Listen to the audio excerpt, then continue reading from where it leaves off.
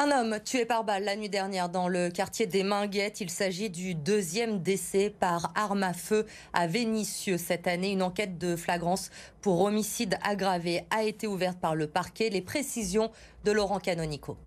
La victime, née à Lyon le 14 avril 1979, a été atteinte par 3 balles, peut-être plus, à la jambe, au thorax et à l'arrière du crâne.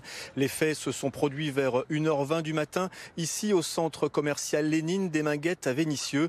Un homme portant un masque chirurgical et une capuche, étranger au quartier et repéré plus tôt dans la soirée, aurait ouvert le feu à pied avant de prendre la fuite à bord d'un véhicule stationné plus bas, à bord duquel l'attendait un complice au volant.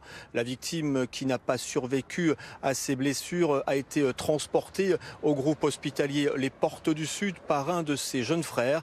Mokrane Kessi de France des banlieues déplore ce nouvel acte de violence et interpelle le gouvernement.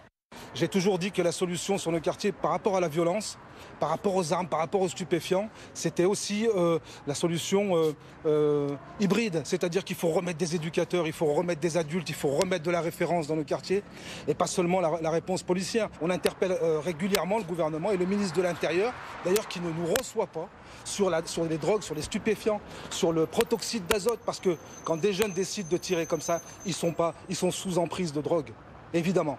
La victime, père de 2 enfants âgés de 12 et 18 ans, était connu des services de police. Selon nos informations, l'homme avait passé 17 années de prison cumulée. Il était ressorti de sa dernière détention en janvier dernier, où il avait purgé une peine de 3 ans de prison pour trafic de stupéfiants.